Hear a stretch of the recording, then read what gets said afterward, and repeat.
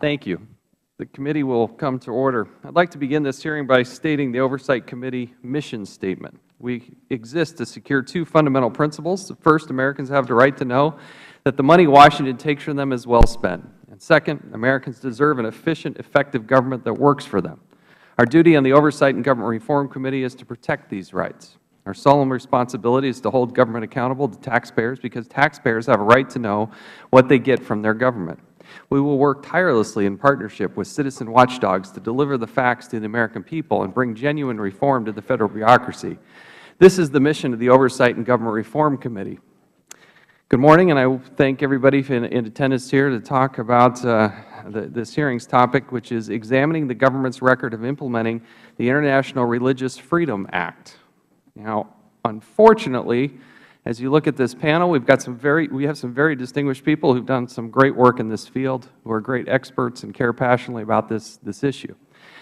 At the same time, we are sincerely disappointed that the State Department decided not to make their witness available. Ambassador Cook was invited to attend. We think that this would have been a valuable part of the dialogue. On May 31st, the very end of the month, State Department confirmed verbally that the Ambassador at Large for International Religious Freedom, again, Ambassador Susan Johnson Cook, would be available to testify at the June 13th hearing.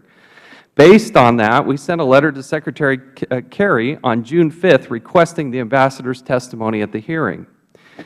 When we confirmed that I would insist on a one-panel structure, State withdrew the Ambassador from the hearing, citing what they claim is a longstanding State policy of not permitting their witnesses to testify on the same panel as non-government witnesses.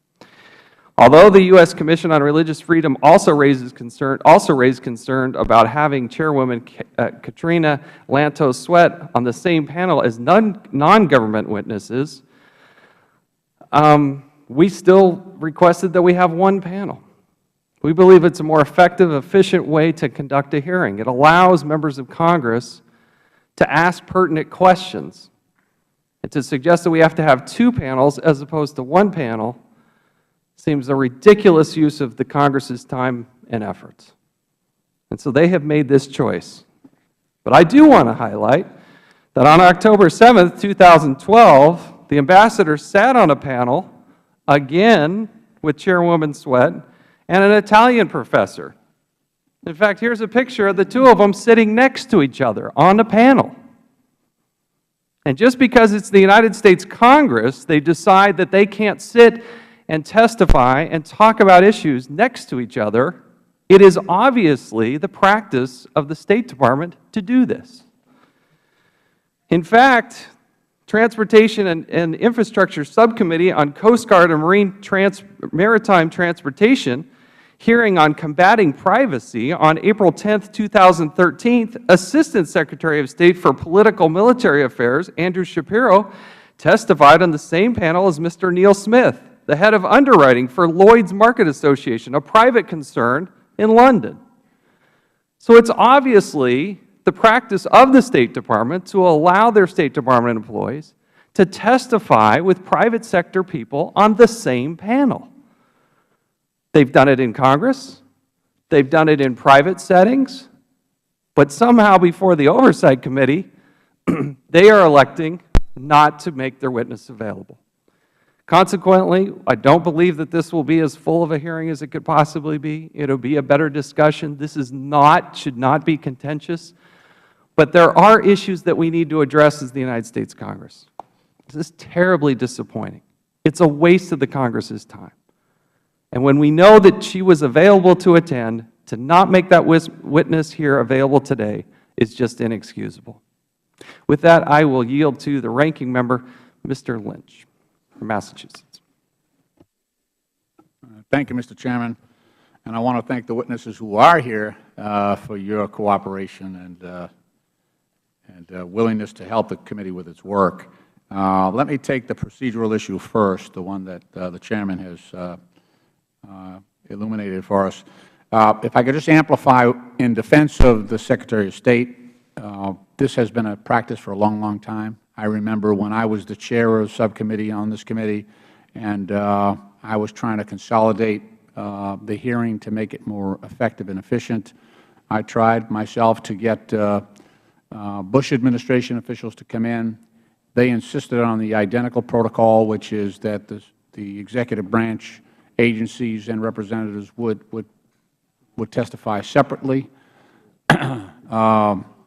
Some of the agencies refused to sit alongside union officials who were called to testify because of the adversarial nature of those positions. There was also the fear that there would be crossfire, which is entertaining for us but uncomfortable for the executive branch. And so this protocol has been in place for a long, long time. So let me defend the Secretary of State and also the administration for continuing this practice that's been in place for a long, long time. It is frustrating, but sometimes that's how democracy is, and hopefully at some point we'll be able to at least get some cooperation on matters that are non-adversarial, which I think this hearing qualifies. Thank you, Mr. Chairman. Congress passed the International Religious Freedom Act in 1998 to establish international freedom as a key objective of U.S. foreign policy. The bill passed with widespread bipartisan support. A GAO report issued in March on the implementation of the bill found that the Act was largely implemented faithfully and properly. The Office of International Religious Freedom, which operates within the Department of State and is headed by the Ambassador at Large, assists the Secretary of State with promoting religious freedom and designating certain countries that fail to do so as countries of particular concern. The Independent Commission on International Religious Freedom conducts reviews of violations of religious freedom and publishes an annual report, among other duties. The GAO did, however, point out two problems that have diminished the impact of the promotion of international religious freedom since 1999. First, GAO noted that the Ambassador at Large for International Religious Freedom has always had a lower organizational status within the State Department than other ambassadors at large. Despite the State Department's own guidelines stating that the Ambassador at Large outranks the Assistant Secretaries, in practice, however, the Ambassador at Large for International Religious Freedom reports to the Assistant Secretary for Democracy, Human Rights, and Labor. This was true when the position was created in 1999. It has persisted through the Bush administration and continues to this day. Secondly, GAO found that the International Religious Freedom Act failed to define how State and the Commission on International Freedom should interact, leading at times to unnecessary tensions within foreign governments. These challenges have also existed under multiple administrations, Secretaries of State, and ambassadors. As Dr. Lantos-Swett states in her written testimony, neither Republican nor Democratic administrations have fully utilized IRFA as the key foreign policy tool as it was intended to be. This is unfortunate, and we can do better. Every human being has the right to freedom and of the freedom from religion, and ensuring these rights are upheld and protected worldwide should be a key component to American foreign policy. With that, I yield back the balance of my time. Well, thank you, and good morning. I am going to make a quick opening statement as well, and then we'll move straight on to your statements also.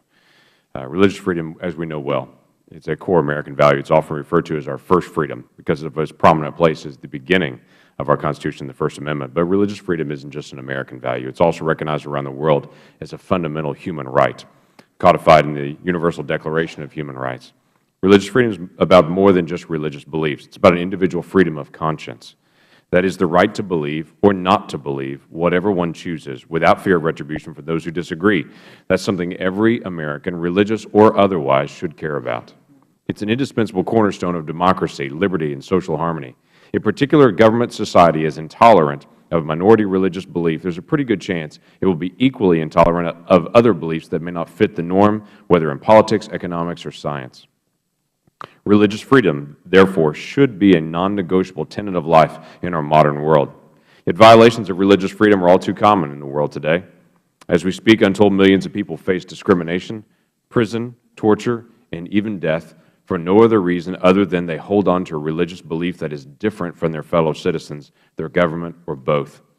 That's why in 1998 Congress passed the International Religious Freedom Act Congress's intent was to elevate the status of religious freedom in the halls of the American foreign policy rhetorically and institutionally. The Act created a new International Religious Freedom Office within the State Department and a new ambassador at large to lead it. It also created the independent U.S. Commission on Religious Freedom to work cooperatively with the State Department in order to advance the cause of religious freedom around the world. One of the functions of this subcommittee and of the Oversight and Government Reform Committee as a whole is to make the government work more efficiently and effectively. That means we aren't just interested in hearing about how many reports the government has produced or how many meetings it has held. Rather, we want to hear about outcomes that the government has achieved. Have the institutions, policies, and procedures put in place as a result of the International Religious Freedom Act actually resulted in more religious freedom? In other words, is this working? Unfortunately, the available data is not encouraging. According to a study by the Pew Research Center, 75% of the world's population lives under high or very high levels of religious restrictions, up from 68% in 2007. 37% of the countries in the world place high or very high restrictions on religion, up from 29% over the same period. This data indicates we're moving in the wrong direction, something confirmed by just watching or reading the news. Equally discouraging is the apparent lack of substantive action by the State Department to champion religious freedom abroad. According to a recent GAO study, the ambassador at large, who Congress intended to be the Secretary's principal advisor on religious freedom, reports to a mid-level official in the State Department, many levels below the Secretary. The Secretary has not made any designation of countries of particular concern for violations of religious freedom since 2011, despite the fact that the Act requires it annually. And billions of U.S. dollars and U.S. taxpayer funds continue to flow each year to countries that routinely and egregiously violate religious freedom and human rights. Would any of us be surprised to learn that other countries no longer take seriously when we condemn particular violations of religious freedom? Now, I do understand the State Department has to balance a lot of competing national interests. But what I cannot understand is how standing up for a core value like religious freedom should not be at the top of the priority list. This is all the more true in a time when we are locked in a struggle against religious extremism and violence. It's not a coincidence that the most dangerous extremist movements today have emerged from countries with the worst records on religious freedom. I expect we'll hear more from our witnesses today about the important link between and promoting religious freedom and combating religious extremism. I hope that our discussion today will give us a better idea of what progress we've made in the 15 years since the passage of the RFA, and I look forward to hearing from our distinguished witnesses. Now, let me get a chance to be able to introduce our distinguished witnesses, and any other members that would like to make an opening statement can submit that for the record, and we'll have 7 days to do that. Now, on our panel today, Dr. Katrina Lantos-Swett is the Chair of the United States Commission on International Religious Freedom and President of the CEO of the Lantos Foundation for Human Rights. For those who don't know, Dr. Swett is the daughter of the late beloved congressional icon, the Honorable Tom Lantos. I also want to follow up on what Mr. Chaffetz said as well and note that unlike the State Department, the Commission on Religious Freedom graciously agreed to appear on a panel with other non-governmental witnesses, and we do thank you for being here today. Dr. Thomas Farr is the Director of Religious Freedom Project, the program on religious and U.S. foreign policy at Georgetown's Berkeley Center for Religion, Peace, and World Affairs. Dr. Farr has served in both the U.S. Army and the Foreign Service. As an Army officer, he taught history at West Point and served as Adjutant General of the Army's Transportation Command in Europe. He has served as the first Director of the State Department's Office of International Religious Freedom starting in 1999. Thanks for being here. Ms. Tina Ramirez is the President and founder of Hardwired Incorporated, a nonprofit organization dedicated to advancing religious freedom in law and policy worldwide. She most recently served as Director of International and Government Relations for the Beckett Fund for Religious Liberty and helped found the International Religious Freedom Caucus here in the House of Representatives. Thank you for being here. Mr. Mahu, Ahmad is the Assistant National Director of Public Affairs for the, okay, you're going to have to pronounce this for me because I want to make sure I get it right. Thank you. The Ahmadiyya Muslim Community and Vice President of Ahmadiyya Muslim Lawyers Association in the United States. He also works as a litigation associate for a prominent D.C. law firm. Thank you for being here. Dr. Chris Seiple is Seiple, sorry about that, is the President of the Institute for Global Engagement, a research, education, and diplomatic institution that builds sustainable religious freedom worldwide through local partnerships. A former Marine infantry officer, Dr. Seiple's last posting was to the Pentagon, where he was a member of the Strategic Initiatives Group, an internal think tank for the Commandant of the Marine Corps. Also want to acknowledge the presence of Tom Lantos' widow here today. We're honored to have you here today. You're always welcome. Pursuant to committee rules, all witnesses will be sworn in before they testify. If you'd please stand, raise your right hand. Do you solemnly swear or affirm the testimony you're about to give will be the truth, the whole truth, and nothing but the truth, so help you God? Thank you. Let the record reflect all witnesses answered in the affirmative. You may be seated. In order to allow time for discussion, we'd ask you to limit your testimony to 5 minutes. If any of you have not testified before, the basic ground rules are there's a little clock in front of you. There's also lights that are green, yellow, red. That's a pretty good sign. Green means go, red means stop. You'll have about 5 minutes. If you go a couple seconds over, I'm quite sure we'll give mercy. Of all places we would demonstrate mercy, it'd be in a conversation about religious freedom. But we'd like you to be as close as you can to that time period to allow time for conversation and questions. Dr. Swett, we would recognize you first. Thank you so much. I'm delighted to be here. And before I begin my formal testimony, I just want to say that it is both a privilege to appear before this committee, a privilege to appear with these distinguished colleagues, and I want to give a particular hello to Congresswoman Speer. We have known each other as friends for many decades, and you are doing such an admirable job following in my late father's footsteps. So it's really a delight to be here with you as well. Thank you all, members of this committee, for holding this hearing, and I do request that the balance of my testimony, the written testimony, be submitted for the record. Yeah, without objection. Religious freedom is a pivotal human right, affirmed by our nation and international treaties and obligations. It is also crucial to our security and the world's, especially the post-9/11 world. Simply stated, religious freedom abuses often trigger violent religious extremism, including terrorism, and many governments, including those that top our foreign policy and security agendas, either perpetrate or tolerate such abuses. I hope my testimony helps underscore the importance of promoting religious freedom and utilizing the tools that the International Religious Freedom Act, IRFA, provides.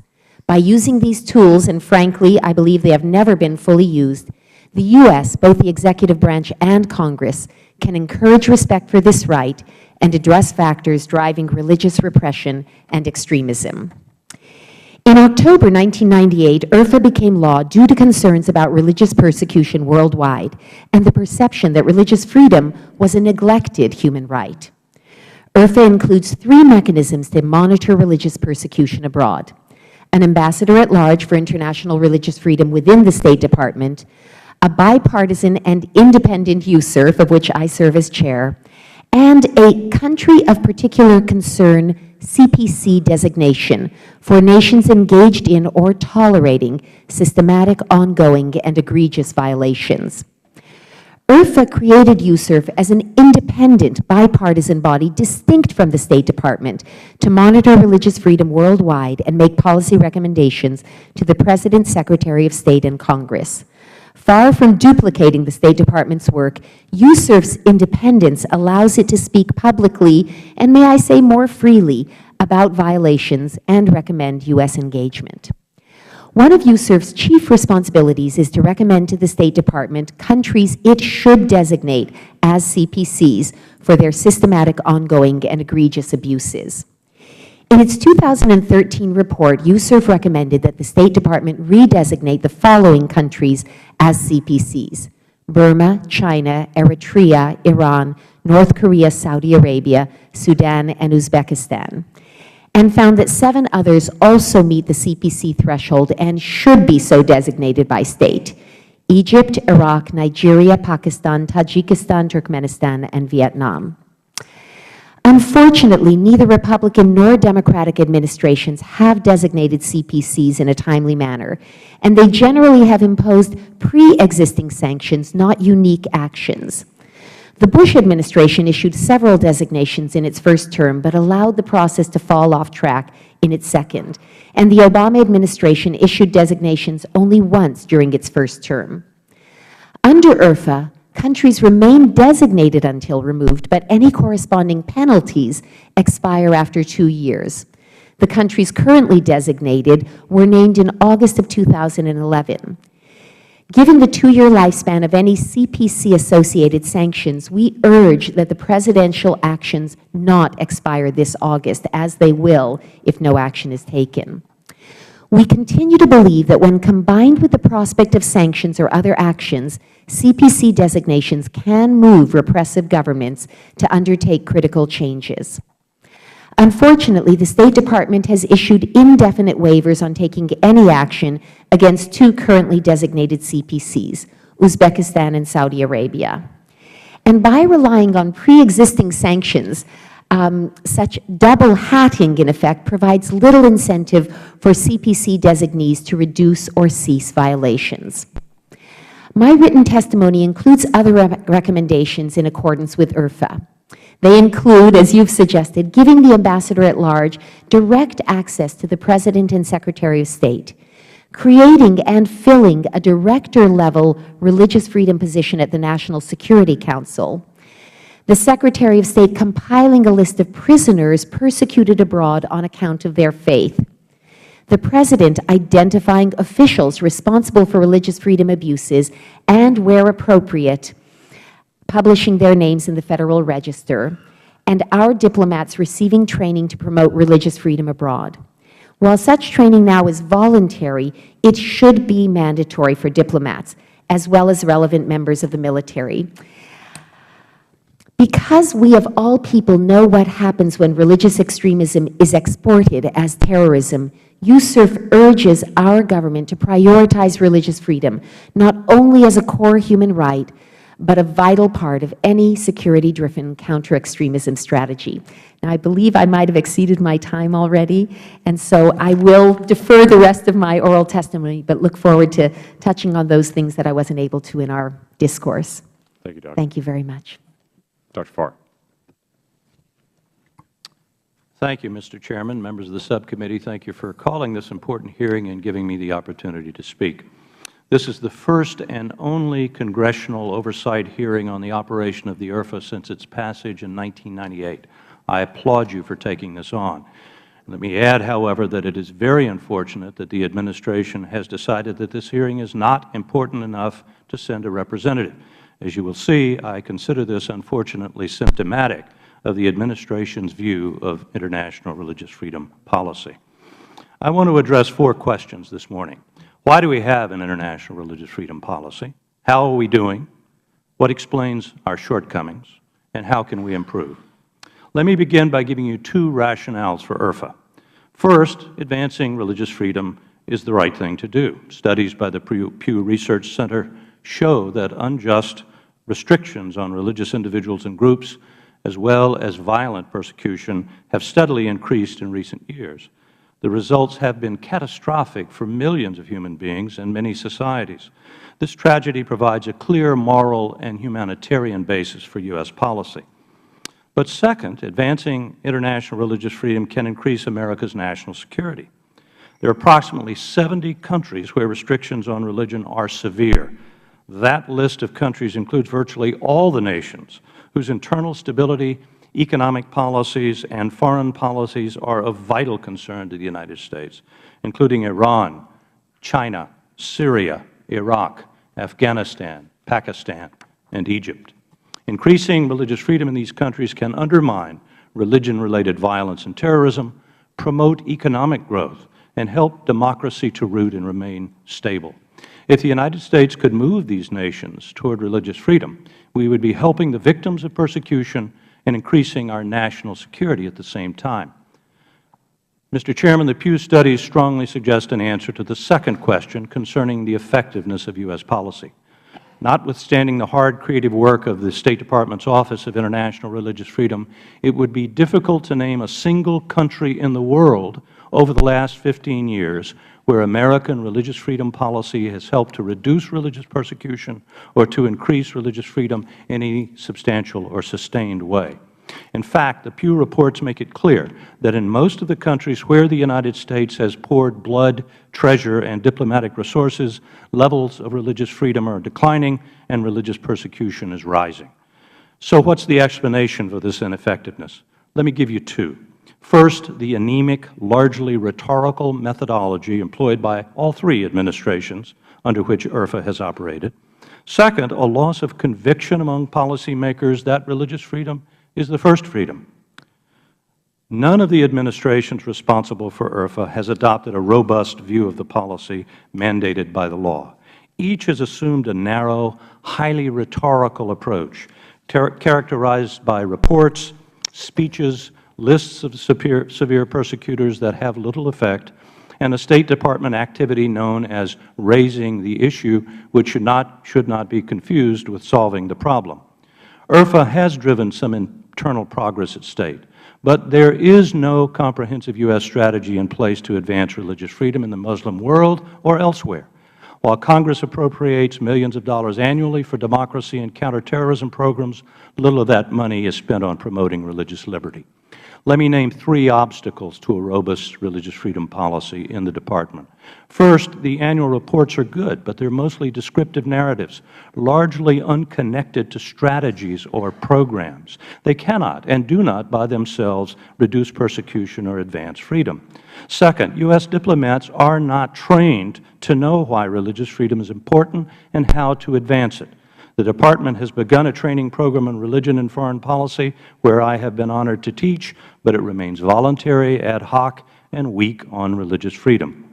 Third, all of the ambassadors at large for religious freedom have been and remain isolated within the State Department and severely under-resourced. Given these and other problems, it is hardly surprising that neither U.S. diplomats nor foreign governments see religious freedom as a priority for the United States. So why have 3 administrations failed to make this policy a priority?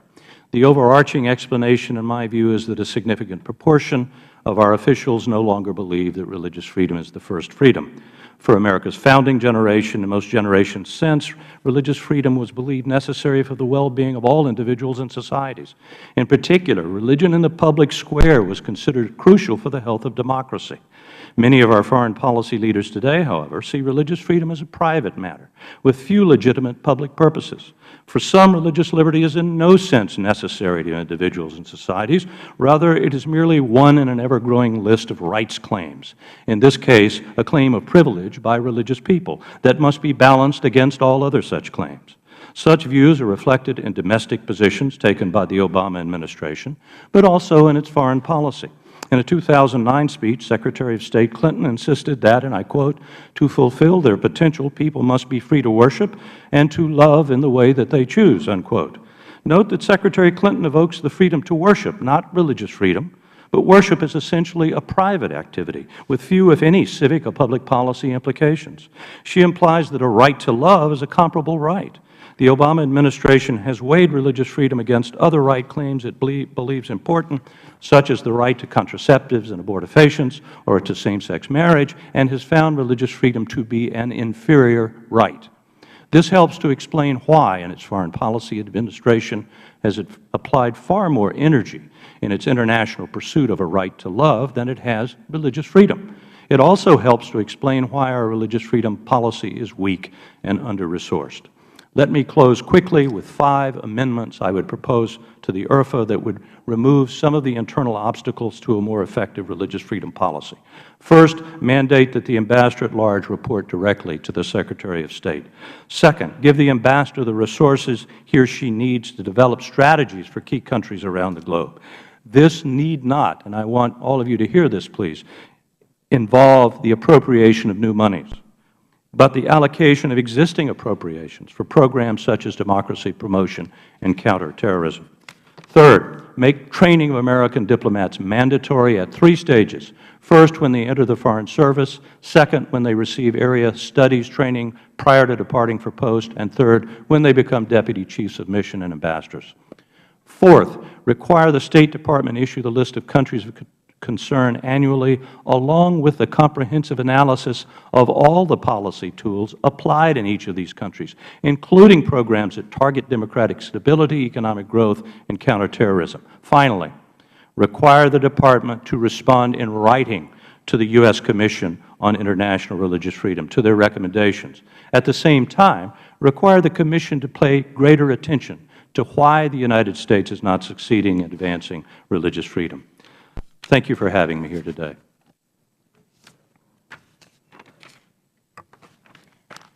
Mr. Chairman and members of the committee, thank you for allowing me the opportunity to come before you today and provide provide this testimony. I'd like to ask that my full statement be submitted for the record. Without objection. The question before the committee today is whether the U.S. government has been effective in implementing the International Religious Freedom Act of 1998. And if not, then what has happened to American leadership and what can be done to strengthen it?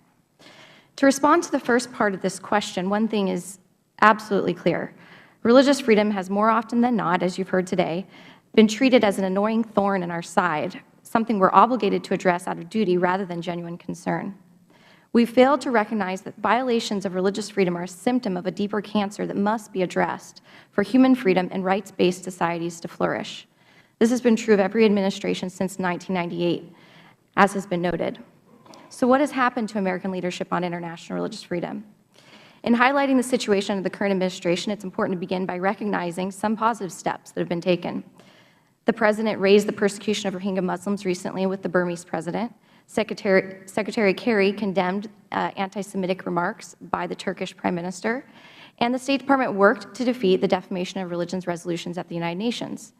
Important steps. However, unfortunately, other actions and policies inconsistent have given religious freedom advocates, foreign governments, and the general public the impression that religious freedom is simply a low priority for our government. For instance, the delayed appointment of the current ambassador at large, 2.5 years into her term, or into the first term of the President. The ambassador's demoted rank. The administration's calls to negotiate with state sponsors of terrorism, coupled with the failure to respond quickly and decisively when peaceful protesters in Iran, Egypt, and Syria look for international support. Providing support to opposition groups in Syria, but not opposition groups in Burma, even though ethnic cleansing and genocide are occurring there. The recent waiving of conditions on aid to Egypt and the persistent national security waivers for Saudi Arabia. The infrequent discussion of religious freedom in meetings between the President and foreign governments, such as in recent visits with the Turkish Prime Minister or the Chinese President. In Turkey in particular, the absence is well noted with the situation today. The consideration by the State Department to ease visa restrictions, despite requirements in IRFA that they not do that for people that have been involved in egregious violations of religious freedom. They've been considering easing visa restrictions on Narendra Modi, Chief Minister of Gujarat State, who is responsible for the egregious persecution of Muslims there, and more recently has invited a delegation of top Sudanese officials led by Presidential Advisor Nafi Ali Nafi, also known as the Butcher of Sudan, to the White House. And of course, the failure to designate any countries of particular concern since 2011. In addition to this list, one can note the comments by my colleague Tom Farr related to the absolute absence of any concern for religious freedom by State Department officials. Despite the best intentions, as religious persecution continues to worsen each year, with 5.1 billion people living under egregious persecution, it seems that the policy is simply not working. Therefore, what can be done to strengthen American leadership on this issue? An effective U.S. religious freedom policy requires both presidential leadership and implementation by the State Department and other officials. I've highlighted implementation in the current administration, but the problems I've raised reflect a deeper problem of how this right is perceived, which must be addressed universally throughout our government. Religious freedom is not just about religious people. It's a right of conscience for people of all faiths and none. It's a freedom for those suffering from religious oppression as well as religious persecution. It protects an individual's beliefs, whatever those beliefs may be, and it protects them from being forced to adopt beliefs that contradict their conscience. It is the first thing often to go, as you've noted, when autocratic governments want to oppress their citizens and silence dissenters, minority communities, or those they consider undesirable elements of society, as we've seen throughout history. Because religious freedom provides a foundation for the conscience of a nation that undergirds every human right, dismissing it in our foreign policy is simply short-sighted. This is why when the U.S. government issues waivers for countries that violate religious freedom, it's sending a mixed message.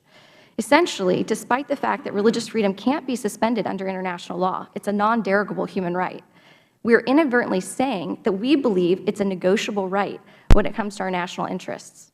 This is a problem. Therefore, without a comprehensive, strategic, and consistent policy, brutal regimes will slide back into their old habits and instability will increase worldwide. Outdated policies and responses will simply not work with today's challenges. Taking the time to develop a strong offensive and proactive policy is difficult, but it will save us money and diplomatic energy in the long run because it will help build more stable, rights-based societies that reduce the need for international interventions. This is why, in 2007, I worked with Congressman Frank Wolf to secure the first funding designated for religious freedom programming, which, although mandated under IRFA, had never been implemented for 10 years. I also found that there were no required training programs in religious freedom for foreign service officers in the diplomatic corps as provided under IRFA. And so we tried to work to do something on that. Of course, as Thomas noted, it's still in process at the State Department. There are two policies that I think are important for the U.S. government to consider right now, and I've listed a number of them in my formal testimony that you can see. And the two that I'd like to highlight are, number one, the UN Special Rapporteur for International Religious Freedom, our key ally in this fight, has been understaffed and resourced at the UN. So the main person internationally that should be working with us to actually change policy is not even being supported by the United Nations. For an organization that we support substantially fiscally, that should be remedied. And the UN, because they've been supposed to be such a champion of religious freedom and human rights, why don't we call on them to issue a decade for religious freedom and see what they actually will do? Thank you. Mr. Ahmad. Mr. Chairman, members of the subcommittee. Sorry. Mr. Ahmad, yeah, you would. Yep. Thank Mr. you. Chairman, members of the subcommittee, thank you for inviting me to testify here today before this committee. I want to, first of all, convey the regrets of Amjad Khan, who was supposed to be here originally and could not make it because of travel difficulties. I also want to especially recognize Congresswoman Spear, who has been a longtime friend of our community. I also want to request permission from the committee to submit the full extent of our remarks for the record.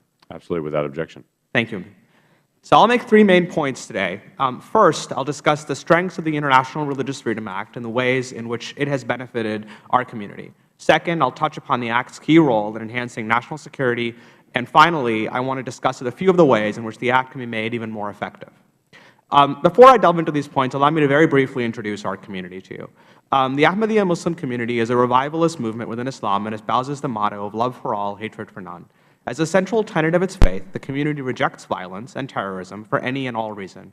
When violent extremists label their acts terrorism as jihad, it is the Ahmadiyya Muslim community that is usually first and most forceful in its denunciation, focusing on both conveying true Islamic teachings to Muslims around the world, as well as removing misconceptions of Islam in the West.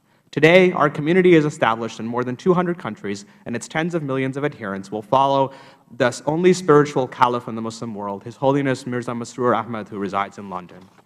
Our community is arguably the most persecuted Muslim community in the world, as has been recognized by the U.S. State Department, the U.S. Commission on International Religious Freedom, and dozens of human rights non-governmental organizations. Over the past decades, hundreds of Ahmadi Muslims have been murdered in Pakistan and dozens more in other countries around the world. Indeed, in 2010 alone, 99 Ahmadi Muslims were murdered in Pakistan, the deadliest year ever for the community. In Pakistan, our community is declared to be non-Muslim by constitutional amendment and is effectively barred from participating in national elections, such as the one that took place last month to elect the new government.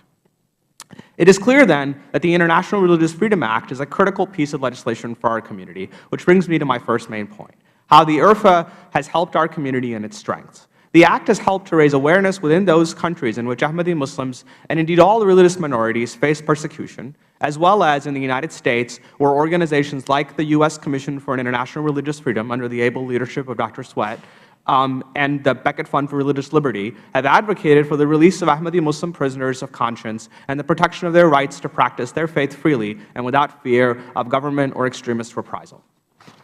My second main point relates to the underappreciated role of the IRFA in enhancing our national security. Today, violent extremism is perhaps the central threat to U.S. national security, both at home and our embassies and military installations abroad. And while terrorism has nothing to do with religion, those who carry out these acts are often brainwashed into believing that they somehow serve a religious purpose. This is true for terrorists everywhere who rely on religious justification. As it relates to the Islamic world, by enhancing the freedom of minority sects and protecting scholars at risk, the IRFA can help restore pluralism to Muslim-majority countries. By virtue of the Act, the ulama, the scholars who support acts of violence, can be challenged not just on moral grounds, but based on international human rights principles that are consistent with Islamic law, thus removing misconceptions from the mass public that have persisted unchecked for decades.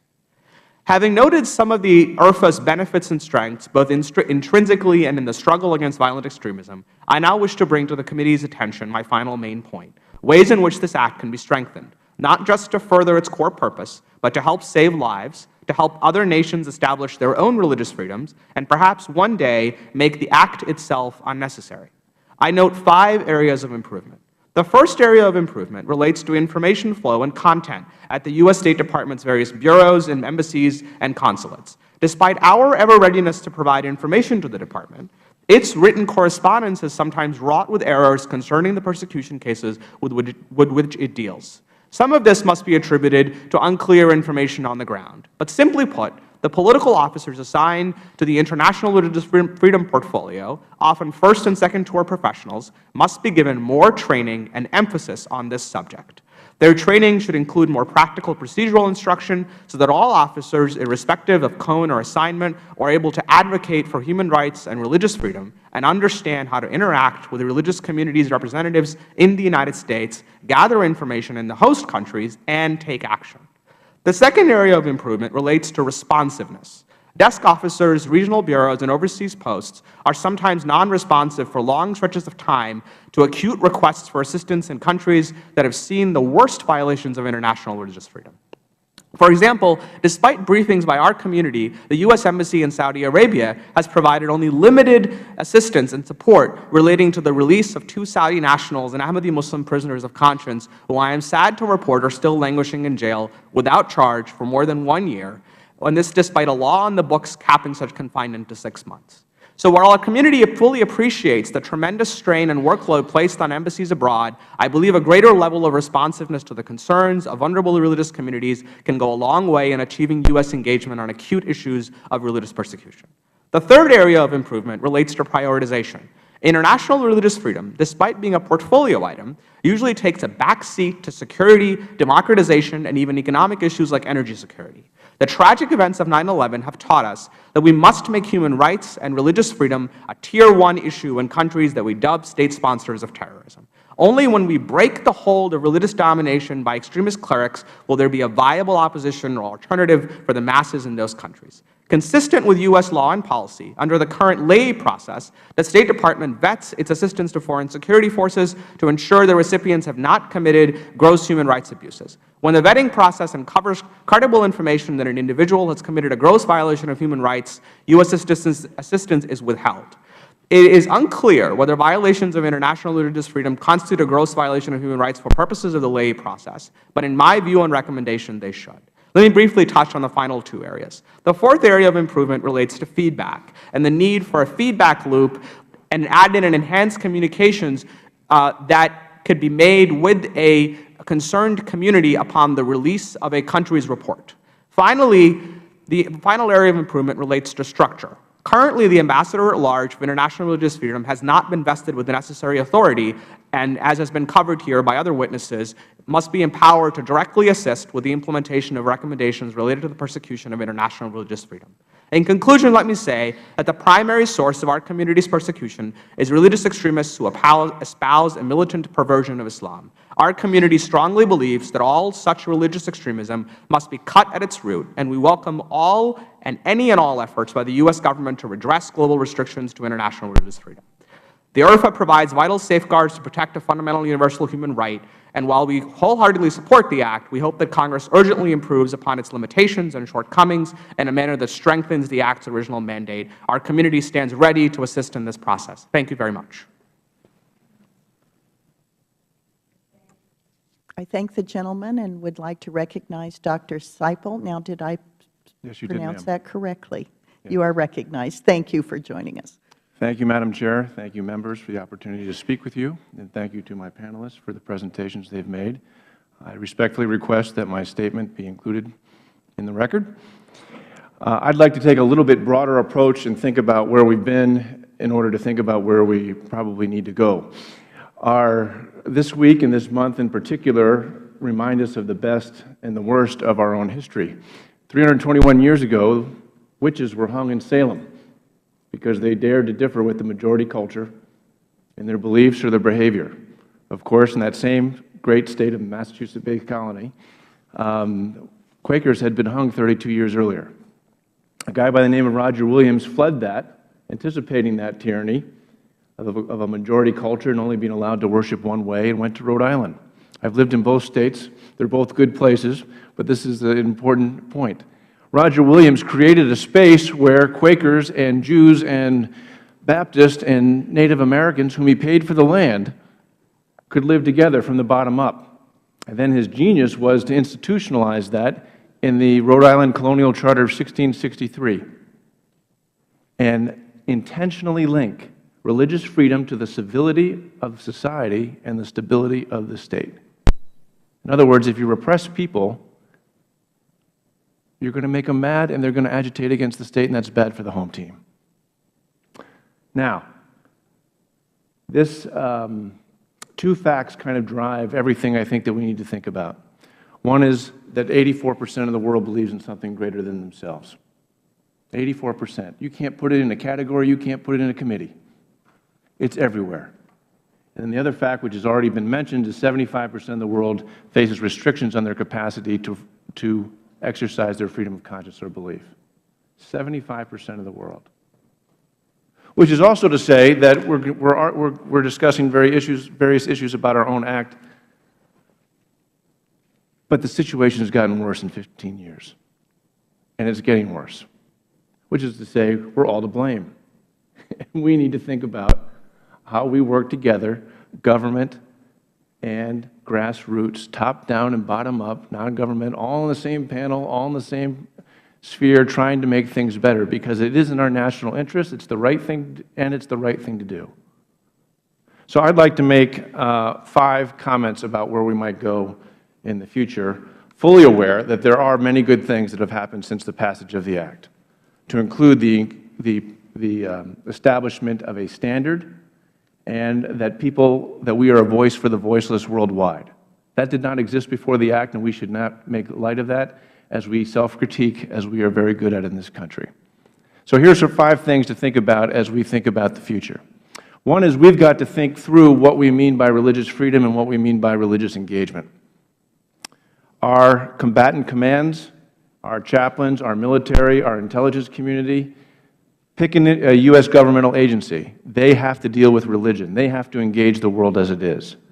How are they being trained to think about this issue?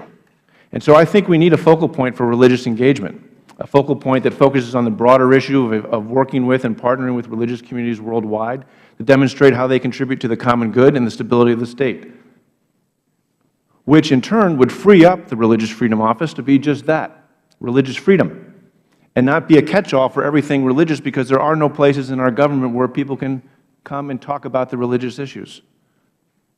That's number one. Second, I think we need a global religious engagement strategy of some kind to be incorporated into the national security strategy. Such a strategy would address this broader picture and at the same time accelerate and accentuate the capacity to focus on religious freedom in its own context, as opposed to, again, to it being a catch-all for all things. Excuse me. Third, we need education and training for the entire U.S. government personnel on this issue. It starts at State Department, it starts at the Foreign Service Institute, but like I said, it's just not Foreign Service officers.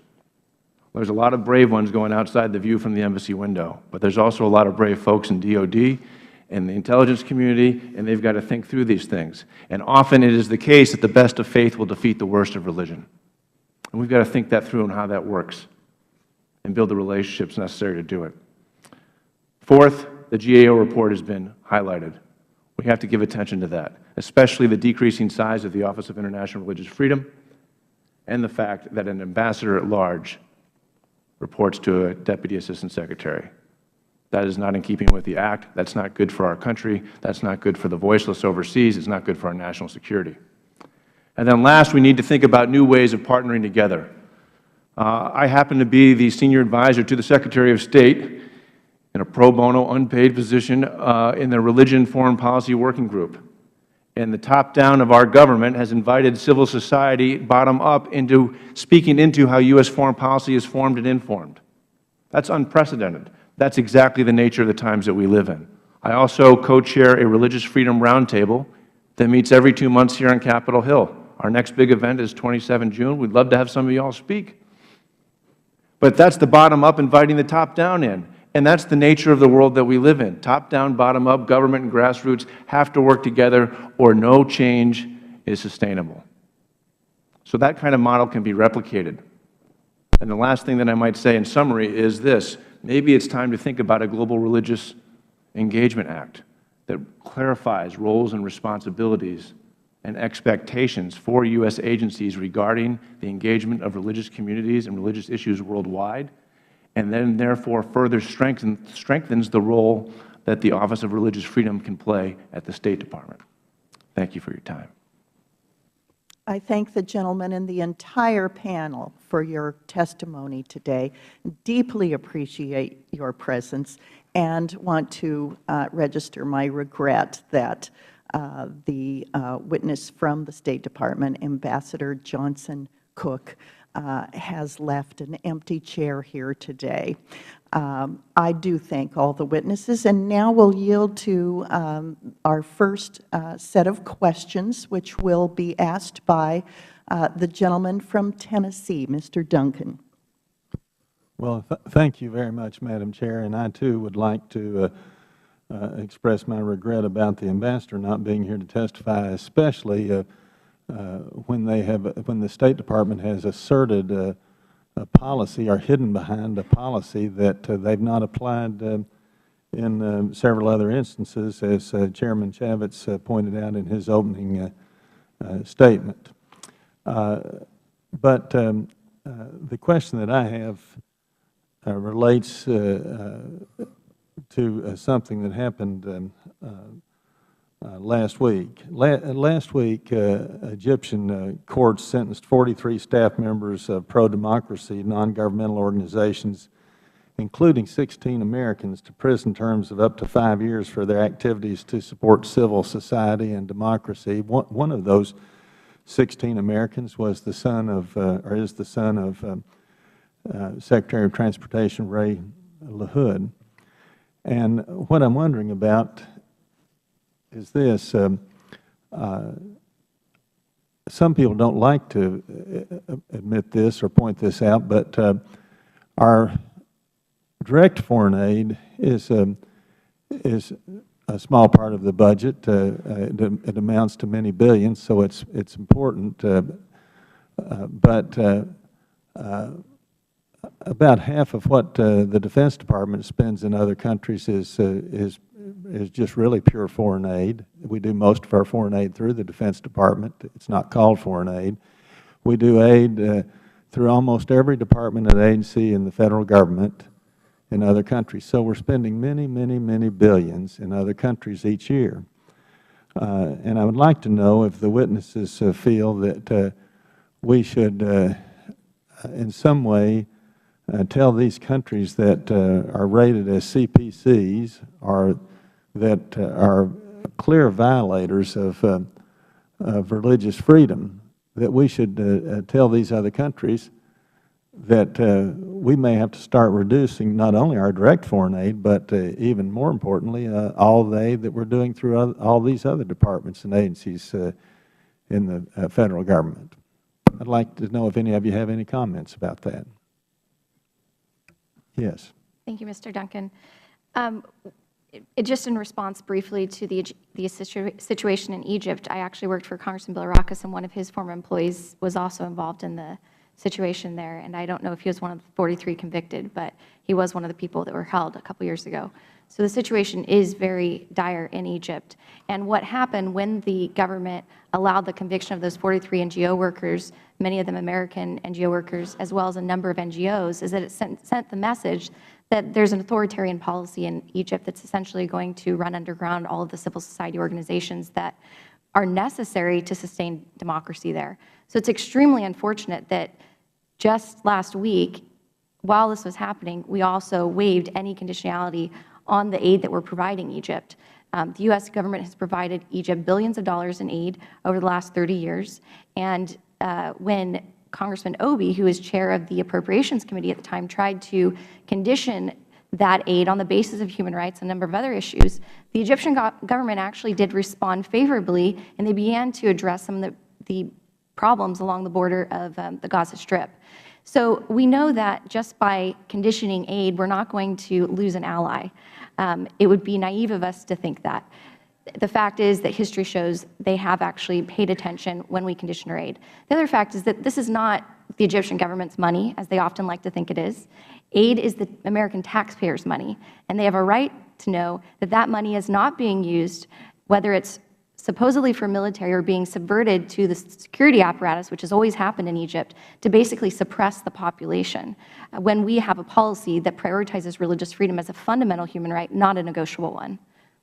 Well, thank you. The Heritage Foundation just yesterday issued a report calling for a freezing of U.S. aid again to Egypt in response to this situation that I talked about. And what it seems to me is we should at least consider doing this to countries that aren't doing anything to increase religious freedom. Dr. Swett? I just want to echo some of those comments, and I think we need to absorb the fact that it sends an extraordinarily negative message when we do not respond with some sort of conditionality on aid when this kind of really egregious behavior occurs. I also agree that it does not and will not derail our necessary relations with countries when we act in that way.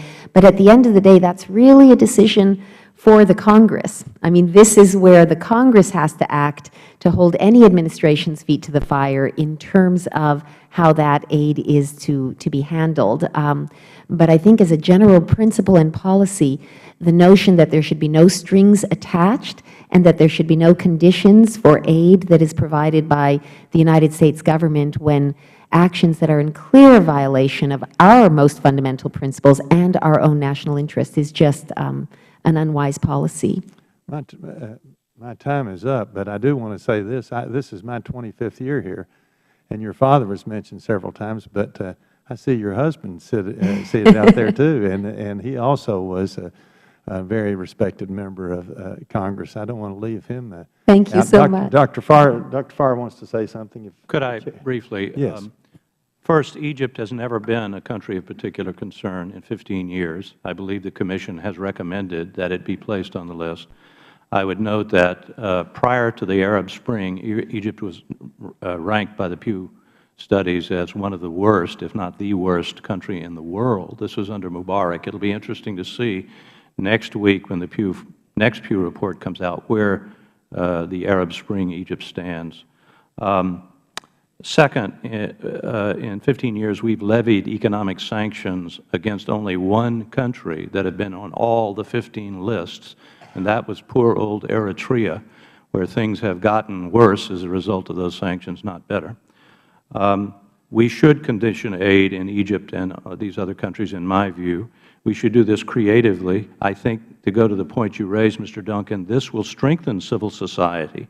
And this is my final point. We need to do more than throw these CPC lists out. We need not only to condition the money, but we need to strengthen those in Egypt who already stand for religious freedom. We need to stand with them and provide opportunities for them to speak out, and that's another place, in my view, we're failing. Thank you. I thank the gentleman and yield to the gentlelady from California, Ms. Spear. Madam Chair, thank you. Let me officially welcome former Congressman Dick Swett to this hearing today. It's great to have you here as well. Let me say to each of you as panelists, you have truly been eloquent this morning. We have hearings in this committee 2 or 3 times a week, and I don't know that we've ever heard from a group of people that were more articulate and compelling than you. So thank you very much for your comments today. I might also add that every time we have a hearing, there is an issue raised. Sometimes it's about the IRS and their conferences, or the General Services Administration, or the fact that we have contractors that don't pay their taxes. And typically what we find out is that we do have rules on the books, but we tend to waive them. We had a hearing this week on suspension and debarment. But as it turns out, as tough as we have these rules on the books, we don't use them. Or when we do suspend, as we have on occasion with big defense contractors. We then waive it because they're the only contractor that can do the work. So I don't want you to feel that somehow you're the only group of people who have come here to make the case about laws that we have on the books that we somehow ignore. It is unfortunately a consistency around here that is, I think, very troubling and something this committee should spend more time on. Let me start with, you've all talked in varying ways about a number of issues that need to be fixed. One is the structure, the fact that the ambassador-at-large function does not really exist, that it's a reporting to function. You've talked about a lack of communication, and you've talked about the need for training. I would think that if we attempted just one of those areas and really honed in on that, that we could make some dramatic changes. I mean, to have this law on the books for as long as it's been on the books, and this is the first hearing that's been held, is deeply troubling to me, and I'm sure it is to you as well. So I guess what my question would be to each of you is, if there was one thing we could tackle and really fix, what would be your highest priority? Let's start with you, Dr. Swett. Thank you, ma'am. Education and training. Education and Education and training. You don't change behavior in our own government or other places unless you change the mindset. All right. And people have to be integrated. Goldwater-Nichols, 1986, the Congress dictated, top down, that the four services would get along and be educated and trained together. I'm a product of that out of the Naval Postgraduate School, and I don't think of the U.S. Army as the Army dogs anymore, because I'm just a jarhead. We're on the same team, fighting the same way. And that's because I was in the classroom together, and I was exposed to think critically and holistically about all issues. And we need something like a Goldwater-Nichols for the entire interagency, that it brings in issues like religious engagement and religious freedom, because it's been totally ignored, and everything happens by happenstance as a result. Thank you. Mr. Ahmad. Thank you. Each of the areas you highlight, I tried to touch on in my presentation, and I certainly would agree that probably the most low-hanging fruit, if you will, is probably responsiveness and information flow. There are other areas such as ultimately prioritization that I think will have to be addressed.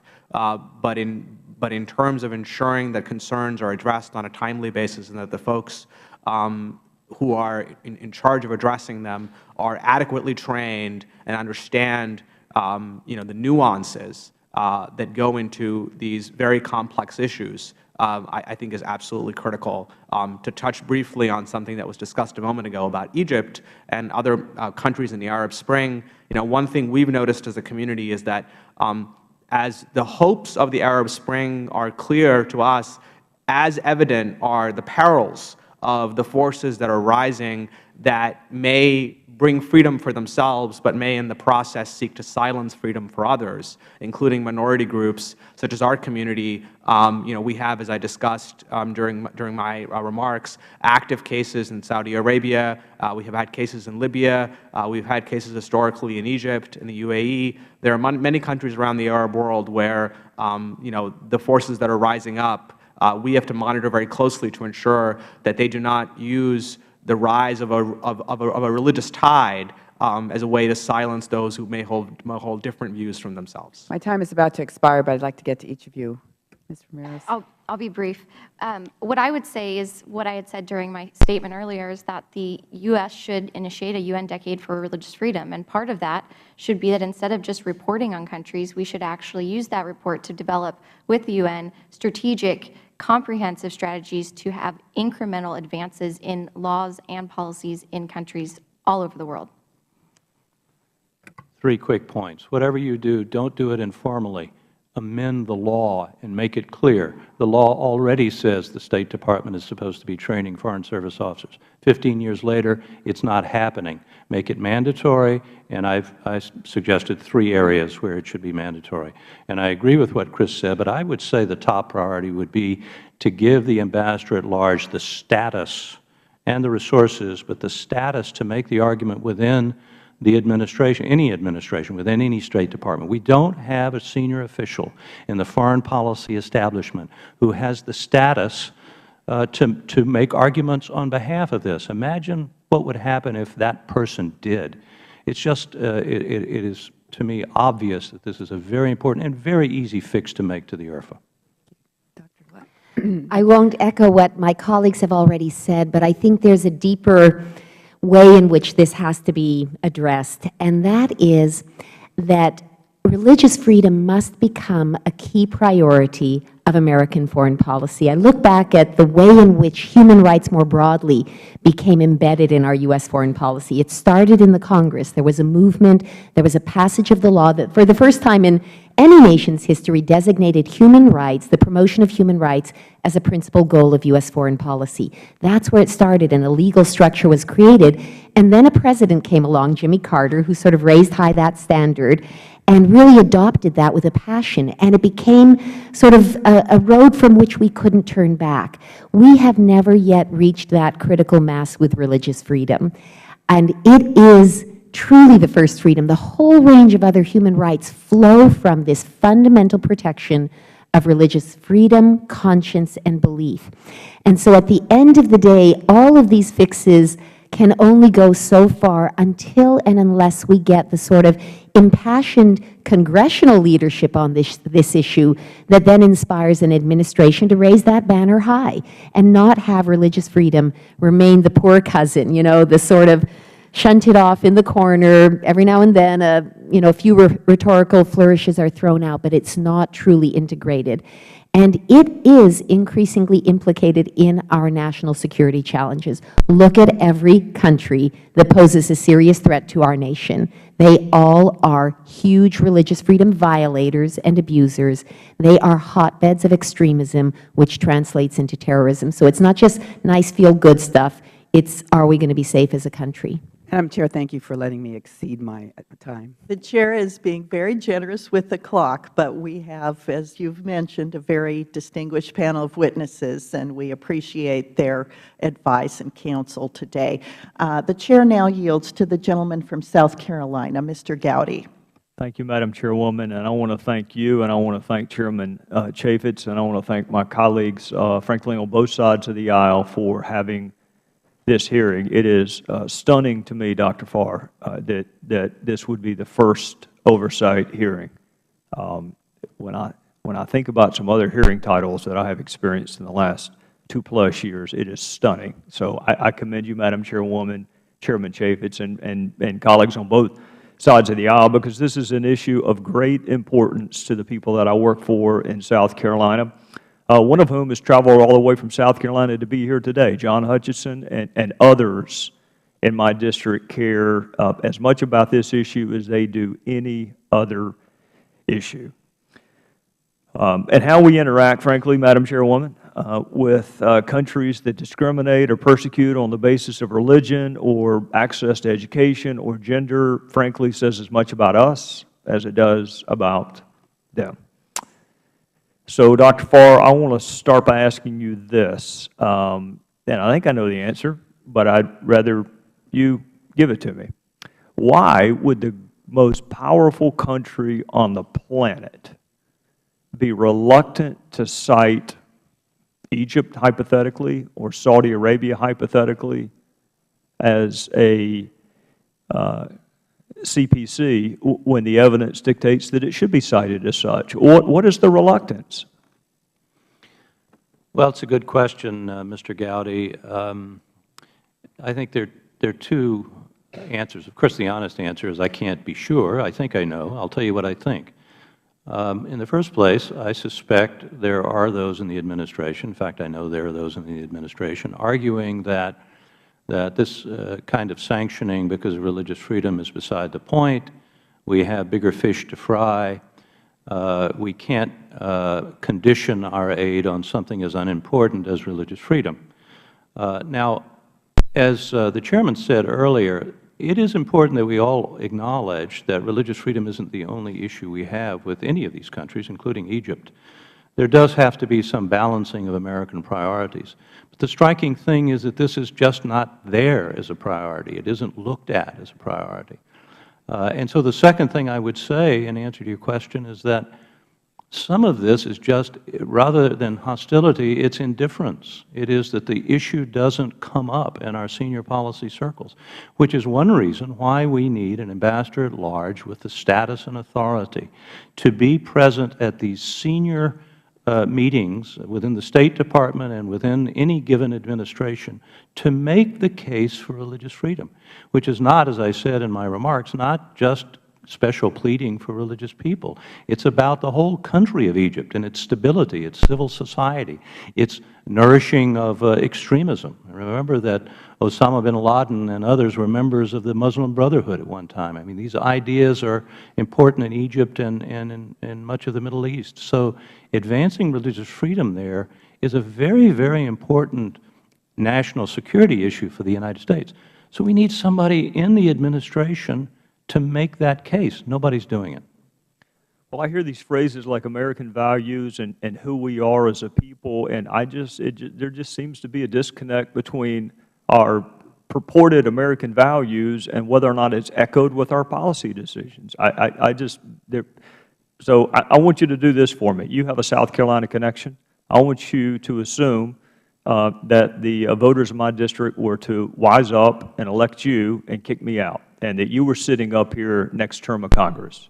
Specifically, what are the first 3 things you would do if you were sitting here instead of sitting there? Well, I would apologize to the people of South Carolina first, Congressman, but especially those I know from your district, namely my family and others.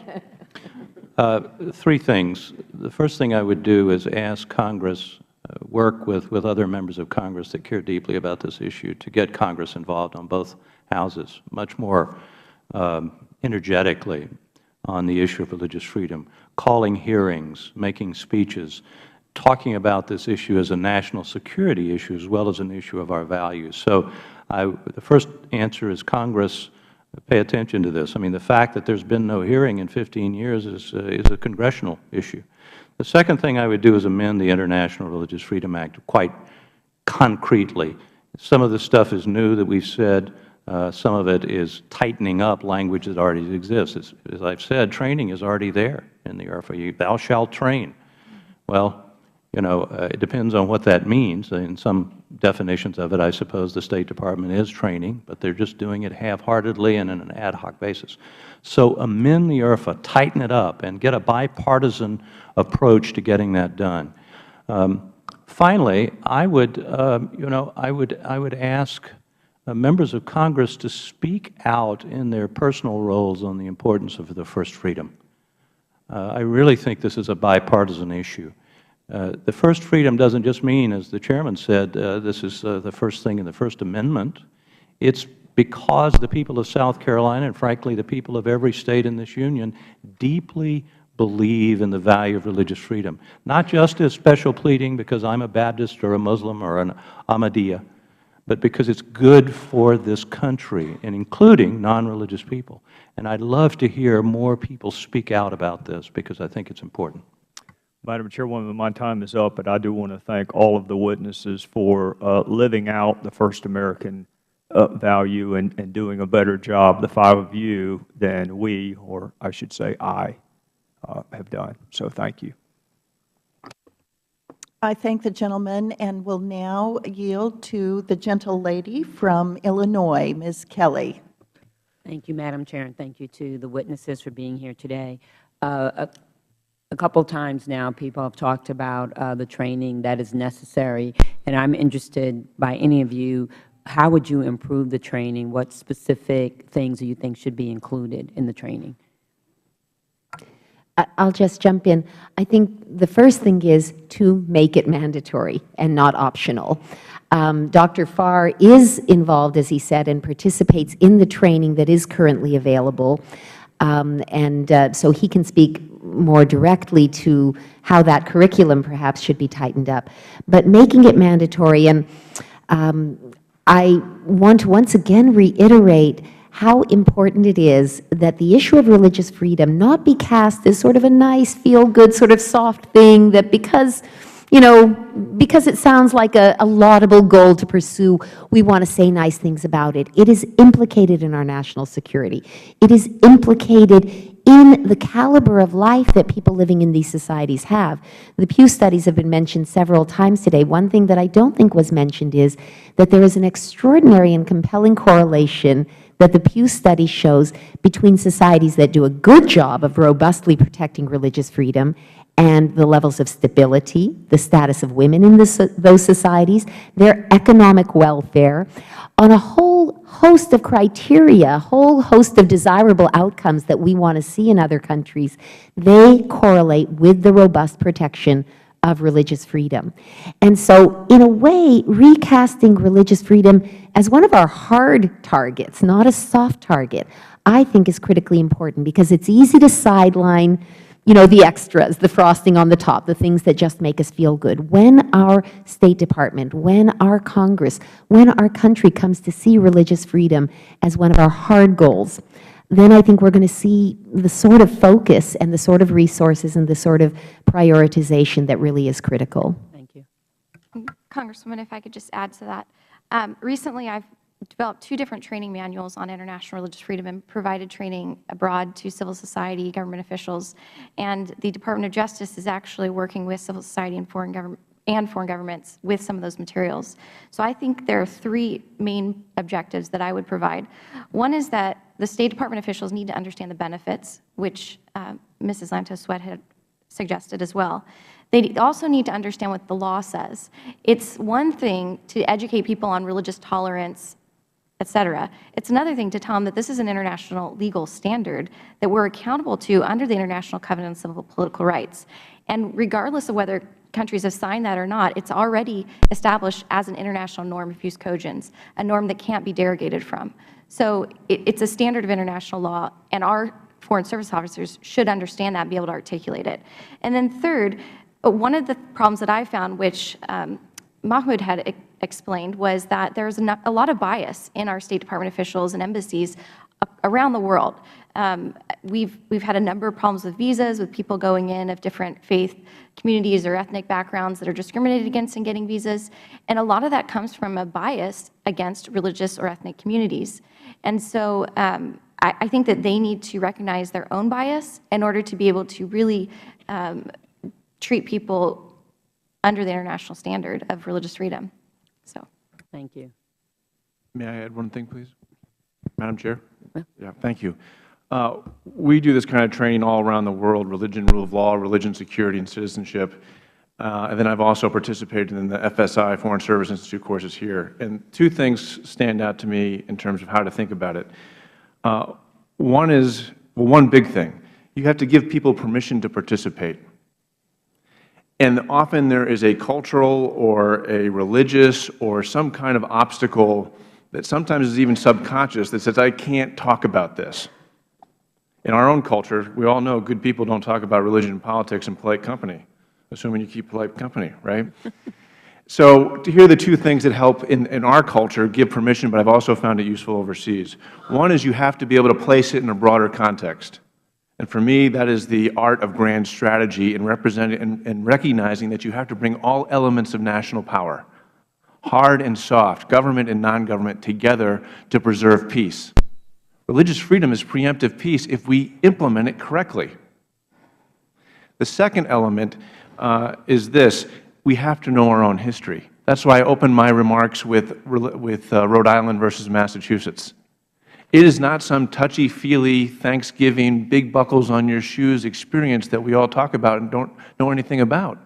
It is a very practical thing. There were no witches or Quakers hung in Rhode Island because they were not seen as a minority threat to the majority culture and the stability of that state, because they talked about things in public.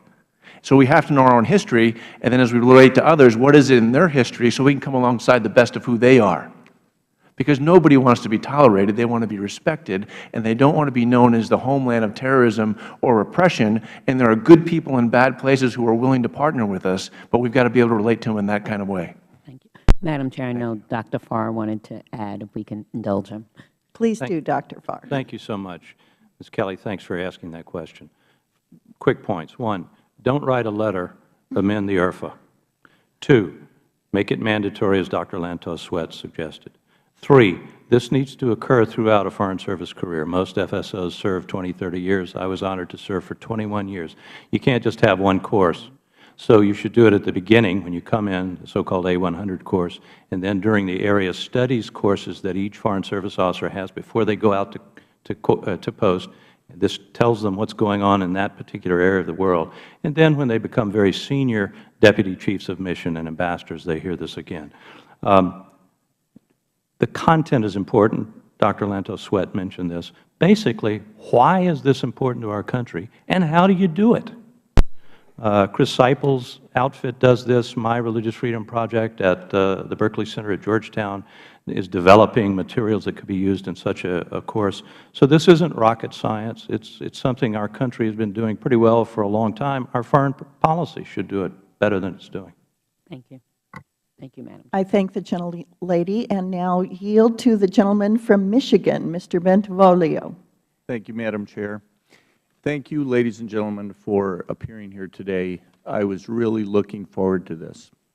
And I have probably more questions than 5 minutes would cover. But I'm going to start out basically in light of recent events, the IRS scandal monitoring journalists' phone records, the NSA collecting metadata on American citizens, not to mention the massive Obamacare coming to bear on us.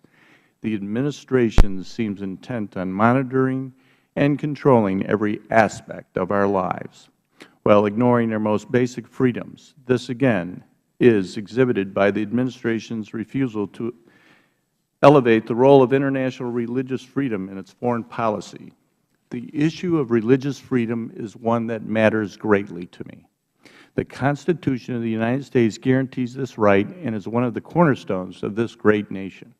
The fact that a majority of the people in this world face persecution and oppression because of their faith is something that should offend every American.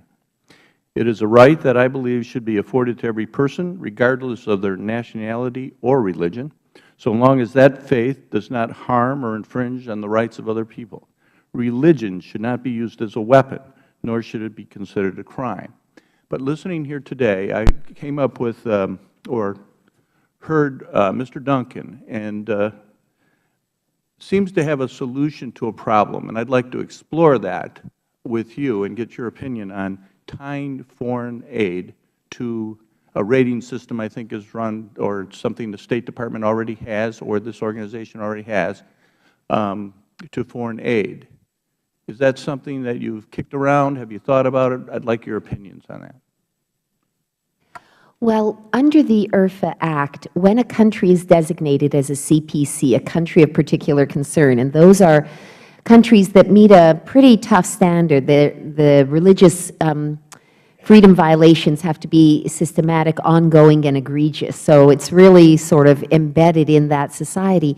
Then the Secretary of State and the administration is entitled to proceed with sanctions of a variety of sorts. And one of our criticisms as a commission, and this extends back prior to the current administration, so we've been sort of equal opportunity critics of various administrations, is that none of them have used the tools that IRFA provides to try and actually bring about change.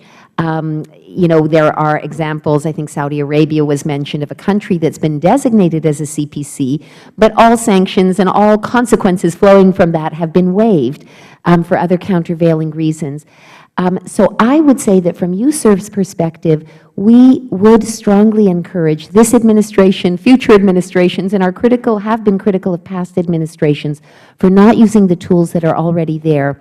And specifically as to the question of conditioning foreign aid on meeting certain standards as they relate to religious freedom, you know, I would certainly say that that should be on the table. It's a way of bringing about a change in conduct. You know, the point of exercising that sort of leverage is to achieve positive change for that society. And the positive change in that society, Egypt would be a good example, redounds to our benefit, meets our security concerns and our goals as a country as well. But at the end of the day, it helps change Egypt for the better. If I could just indulge in a little walk down memory lane. When my father, Congressman Lantos, served in the Congress many years ago, he proposed taking a small portion of our annual aid to Egypt, I think it was $150 million perhaps, and diverting it, this was under Mubarak, to strengthen civil society groups, to strengthen human rights organizations, both to help them and to send the message. And of course, it was opposed by the State Department at that time, opposed by the administration at that time, and I don't think he was successful. But we saw, I think, in the aftermath of the Arab Spring, how wise that policy would have been, to say to somebody who was an ally but was a repressive dictator at the same time, you got to begin to change, and we're going to take some of the money we give you for other reasons and divert it to these groups as a way of sending a message. That was a right approach then. It wasn't followed then. I think we need to be open to that sort of approach now. Anybody else? Mr. Farr? I couldn't agree more with Dr. Lantos-Swett. There are two things that, just to reemphasize what she said. On the one hand, there's the negative use of foreign aid, withdrawing it or putting some kind of restriction on the aid that we're already giving, which I support. I would note that the International Religious Freedom Act, as in many other ways, makes it possible for the State Department to do something, but does not require it. And 15 years later, we can see what that has meant. It rarely, if ever, has happened and has never been used effectively. But even more important, in my opinion, than the negative use of foreign aid is what Mr. Lantos, who I had the honor of knowing myself, tried to get the administration to do, and that is to use foreign aid to support civil society, to support religious freedom organizations within Egypt and everywhere in the world. These people have got to have an opportunity to speak up for themselves. So it's not only foreign aid, it's also putting conditions on our aid to Egypt and these other countries to say, if you do not let these people speak, we will withhold aid from you. We've got to create a space for them. That's what religious freedom means. It means the opportunity for people to speak out. We will never undermine religion-related terrorism in the Middle East or anywhere else if we do not provide an opportunity for people from within those traditions to say, the Quran does not require suicide bombing or the inequality of men and women or the suppression of non-Muslims. Those people exist in every one of these societies, but they cannot speak out because they will be charged with blasphemy. We don't pay the slightest attention to this kind of stuff. We do at the international level. I shouldn't say that. The administration has done some pretty good stuff in the United Nations. But the United Nations, forgive me, Tina, is not where the problem is. The problem is in Afghanistan, Pakistan, Egypt, and in these countries. So sorry for the long-winded answer, but it's a very important question. Thank you. No, thank you. Madam Chair. I thank the gentleman, and I thank the panelists for this extraordinary level of advice. The Chair now recognizes herself for 5 minutes to ask some questions that are going to take us down a different road. I wanted to allow the other members of our dais to ask their questions first because we're talking on the 1,000 to 15,000-foot level about policy, and your specific recommendations in that regard are deeply appreciated. I want to pursue a different course of questioning.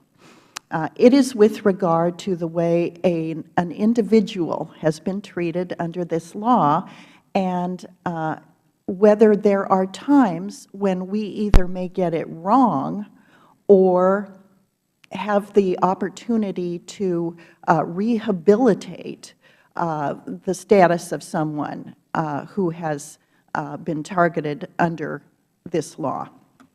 I want to talk specifically about Chief Minister Modi of Gujarat province in India.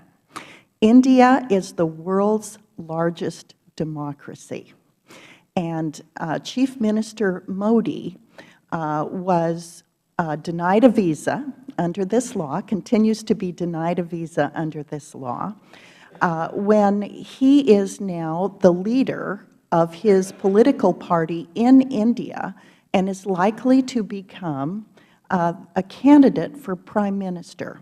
In addition, the incident about which he was denied a visa was a riot in which it was alleged that he was slow to put down the riots, and a disproportionate number of Muslims were killed in those riots compared to the rioters who were killed who were Hindus.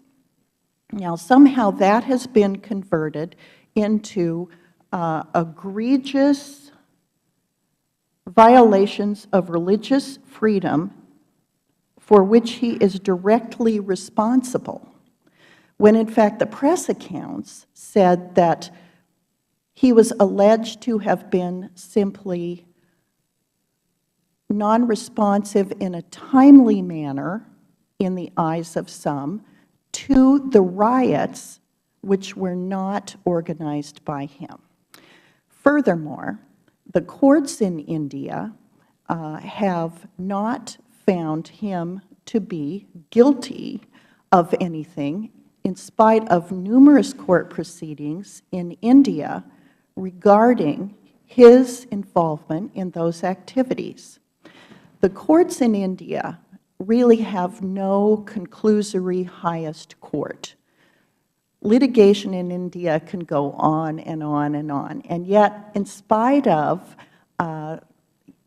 almost a decade of litigation against Mr. Modi, he has never been found guilty of any wrongdoing. Therefore, I have some concerns about the application of a continuing denial to him of a visa to the United States. Here is someone whose province is growing dramatically in its hiring of people, in the welfare of their families.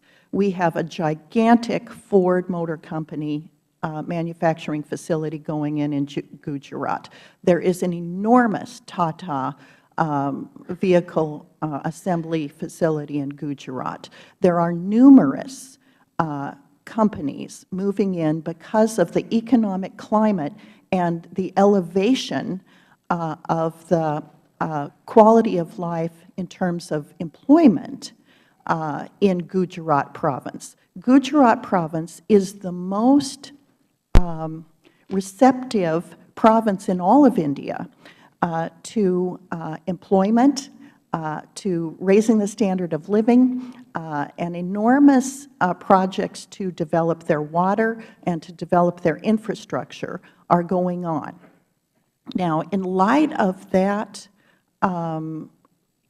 decade of history, are we correct to continue to deny a specific individual in the largest democracy in the world a visa to the United States? I just throw that out for the panel. Madam Chairman, I apologize in advance because I think you probably won't like my answer, and so I'll preface what I'm going to say with that. The events that took place in Gujarat were very grave and very serious. By some accounts, 2,500 people were killed during the rioting, and many thousands more displaced and injured. And Minister Modi was the governor of the province at the time.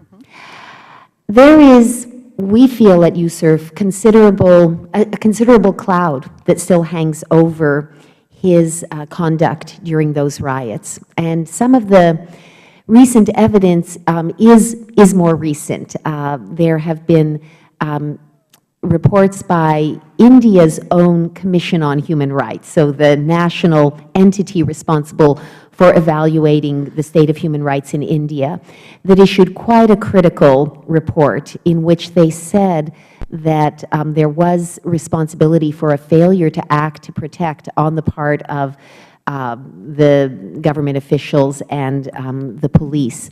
There is, perhaps most troubling, a sworn affidavit from a senior police officer who was part of the police forces in Gujarat at the time, who is quoted in that affidavit as having Minister Modi say very specifically that the police should not intervene to stop the rioting because I don't have the actual language in front of me, I'm perhaps paraphrasing here, but the gist of what he said was that the Hindu community had the right to sort of let off steam and that they were angry and agitated at their Muslim neighbors and that the police should not intervene to stop the rioting, which was overwhelmingly directed at the Muslim community.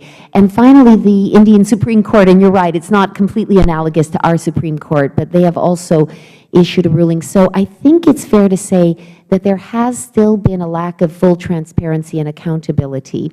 And, you know, as someone who believes very passionately that accountability is part of how we advance and embed human rights globally as a standard to which all countries need to live up to, I am reluctant to look at the notable achievements of that progress, of that province under Minister Modi in the economic sphere and say that that progress sort of covers or excuses very grave concerns and shortcomings as they relate to human rights. So I want to be very candid and open in saying that last year USCIRF did send a letter, perhaps you've seen it, and I'd be happy to have it provided to you, to then Secretary Clinton, in which we did urge the State Department to sort of stand firm in what we believe has been a principled position now for a number of years. But I would also point out that, in point of fact, as far as I know, Minister Modi has not applied for a visa. So it's not that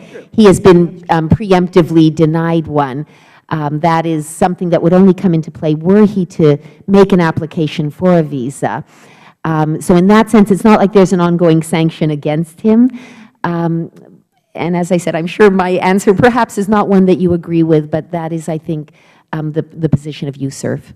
Okay. Well, I'm interested in your position because of what I know in terms of the last 10 years in that province. And let's assume now hypothetically that there is a situation where someone has been alleged to have or proven to have been involved in an incident that is alleged to have been motivated by religion. If there is a period of time, a lengthy period, after which there is no exercise of similar concern, is there a point at which the lifting of those kinds of concerns should occur? Well, as a hypothetical matter, I mean, I think of an analogy to our own system of justice. I mean, we have something, a statute of limitations certainly as it relates, so that you only have a certain period of time in which you can bring a prosecution for a past wrong.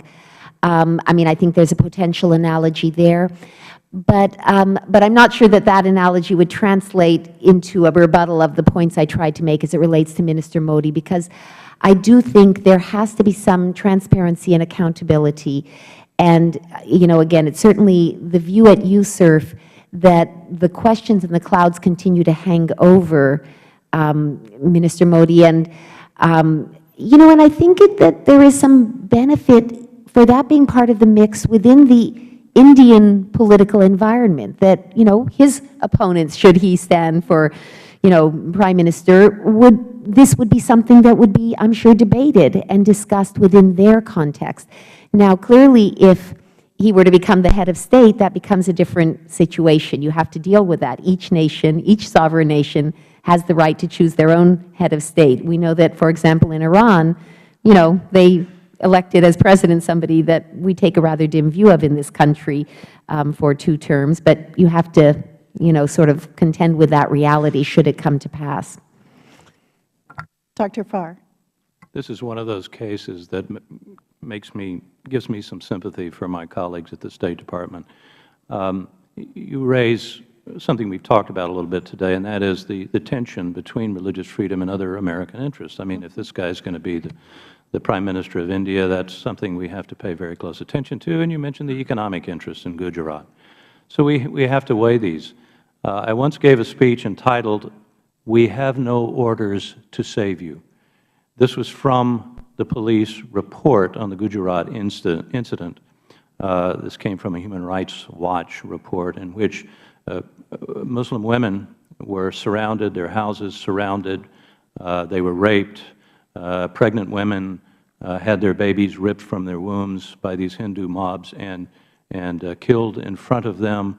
This was truly a horrible religion-based pogrom massacre. And Mr. Modi was the guy in charge of those police at a higher level, no doubt about it. So this is a very serious problem. But here's where I come out on this, for what it's worth. This, for a long time, was the only example that I could give, I think this happened in 2006 or somewhere in there, of the United States doing anything under the International Religious Freedom Act. Anything. One visa application pulled. And to me, to put this in larger perspective, the fact that, this is the case is simply a function of our irresponsibility in the operation of the International Religious Freedom Act. So I'm sidestepping the issue a little. It's a very, very tough one. I guess I would probably come down with the Commission on this. I would be very hesitant, given the fact that we haven't done anything else in the world, to pull what we've done on this issue. The symbolism of our allowing this would, to me, just be too much. Allowing Mr. Modi to come to the United States, pulling this visa prohibition, given the fact that it's the only thing that we've done, or one of the few things that we've done under this Act, the symbolism of that, I think, would be very, very bad. If he becomes Prime Minister, of course, we have to look at it. Even though their own courts have not found. Their courts are notorious for not. Yeah, and I would just weigh in there, too. We have had very interesting discussions at times about sort of rule of law issues in India. And they have, in many ways, of course, a very legitimate court system, but they themselves will say that they are slow and have had challenges in trying to address these issues. So I don't think it would be fair to say that there's ever been a determination that there was no moral culpability on the part of Modi in this matter. And it was, as Dr. Farr has so powerfully said, a very terrible, terrible circumstance. But so we're applying an American religious standard, but a non-American legal standard, because in the United States you're innocent until proven guilty. But Dr. Lantos-Swett, you just said there has been no finding that he was not involved. Well, we obviously are, the invocation of a legal standard is a little bit complicated because, of course, we are in no way attempting to impose a legal penalty on Minister Modi and would have no ability to do so. The question is whether or not we would extend to him the privilege of a visa to visit this country. And I think we do that a lot, impose those sorts of moral judgments. The most recent example would certainly be the Magnitsky Act, which was passed by Congress in late last year, which imposes visa restrictions and a freezing of assets on any Russian officials we believe to be implicated, not convicted, but implicated in the death of Sergei Magnitsky. So I think that, we're in a sense comparing apples and oranges, because we're talking about withholding a privilege, the privilege of visiting this country, not imposing a legal penalty. You're right, it would not be consonant with our American legal standards to presume a guilt and impose a penalty in that sense. But we can say there's enough smoke here and enough concerns and enough of red flags, if you will, that we are not going to extend this privilege to you. I do very much appreciate this discussion because it does, I think, illustrate the challenges that are presented here when we're trying to sort out the appropriate application of the Act. It may as one of you pointed out, help illustrate the challenges to the State Department. But I am deeply grateful, and this committee is deeply grateful, for your recommendations about how to elevate the intent of Congress and of the goals of the Act in a way that is appropriately administered in the State Department. And I deeply, deeply appreciate, on behalf of this panel, your attendance here today. This has been an elevating and wonderful discussion.